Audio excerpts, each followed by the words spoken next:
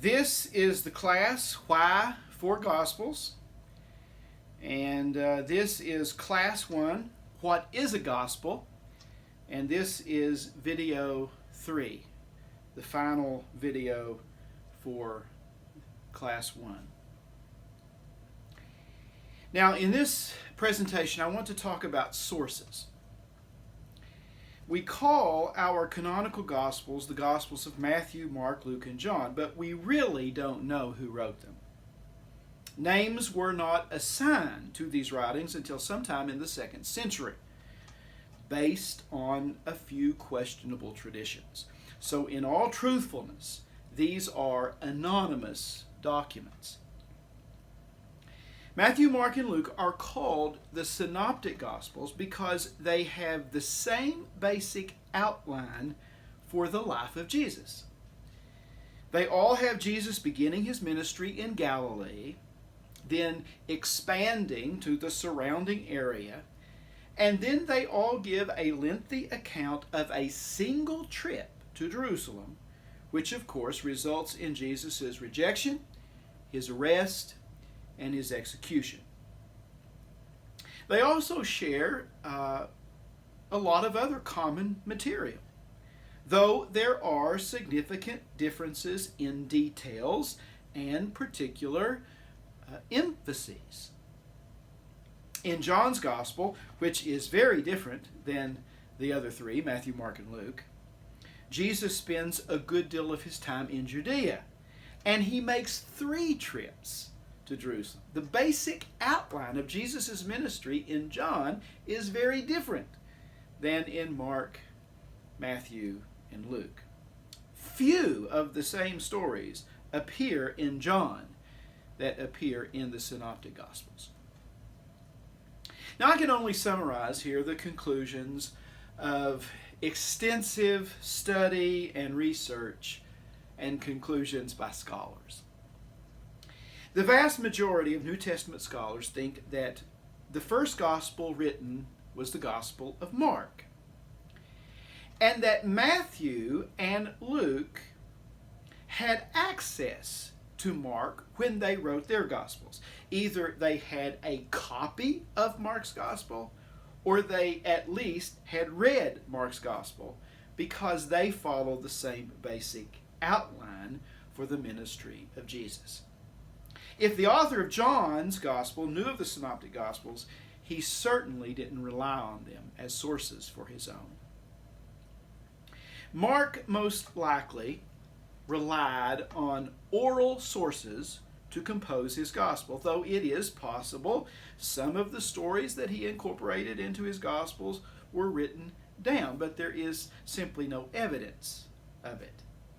Most likely, Mark composed his gospel based on oral sources. And it's important to understand that these stories of Jesus were passed on orally. They were passed on by word of mouth. They were told and they were retold years before they were ever written down. And of course, as you can imagine, in the process of telling and retelling, these stories changed. They were altered. Details would have been deleted or added or changed. Embellishments would have been made over the course of their oral transmission to enhance or emphasize a particular theme or emphasis important to those telling the story. So scholars believe Mark was written first, and Matthew and Luke had access to Mark's gospel when they wrote theirs.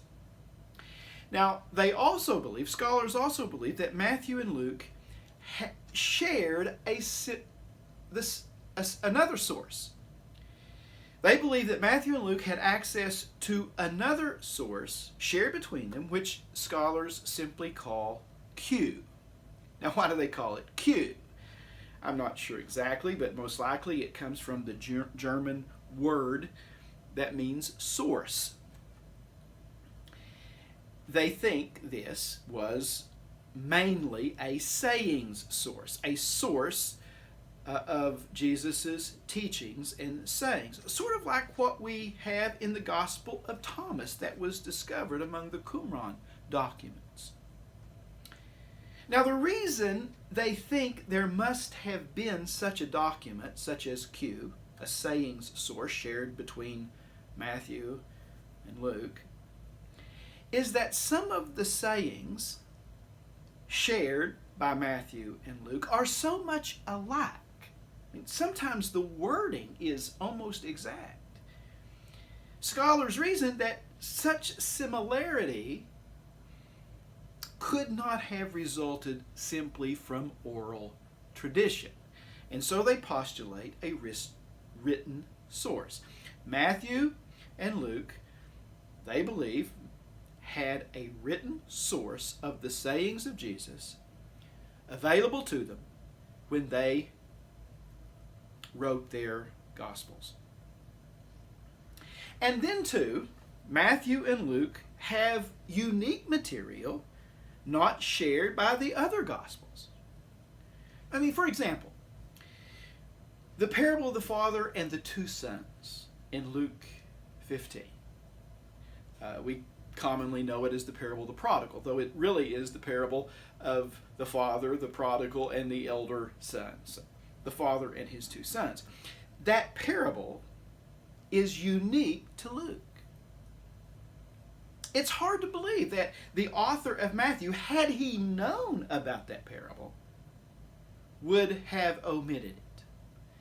If Matthew would have known of that story, it seems most probable that he would have included it in his gospel. So it is believed that both Matthew and Luke had, in addition to a copy of Mark, and in addition to this source called Q, a saying source shared between them, it is believed that Matthew and Mark had access to a stream of tradition, oral tradition, maybe written tradition, probably oral tradition, that the others did not have access to.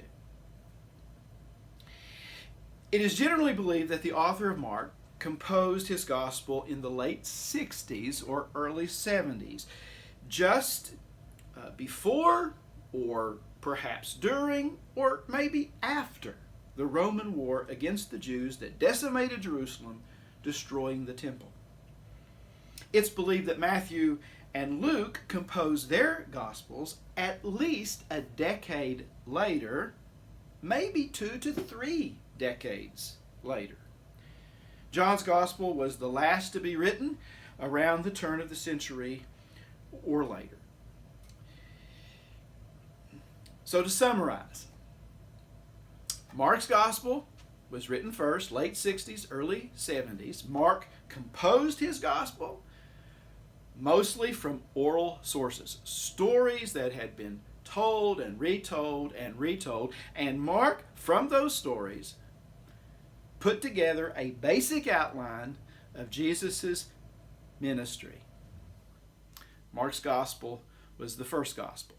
Matthew and Luke had a copy of Mark or access to Mark or had read Mark when they composed their gospels, and most likely shared a similar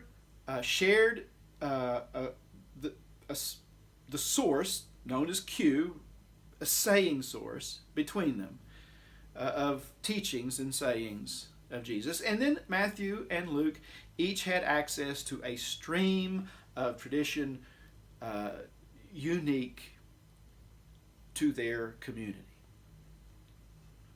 Now I want to conclude by reading what Jerry Sumney says in his introduction to the Bible. It was published, I think, by Fortress Press, but it really brings together years and years and years of his teaching that course, Introduction to the Bible, at Lexington Theological Seminary. And he says this: the Gospels are not the kinds of writings that most people imagine. They are not simply eyewitness accounts of what Jesus said or did. They are theological accounts. Scholars use the word theological. I would say they are proclamational accounts of Jesus' life that draw on a variety of sources to present sophisticated narratives designed to help the readers in their faith communities understand Jesus in the ways the writers think are most helpful. The evangelists, Sumney says, now by evangelists he means the authors of the Gospels. The authors, the evangelists, draw on written and oral sources for the stories they tell about Jesus.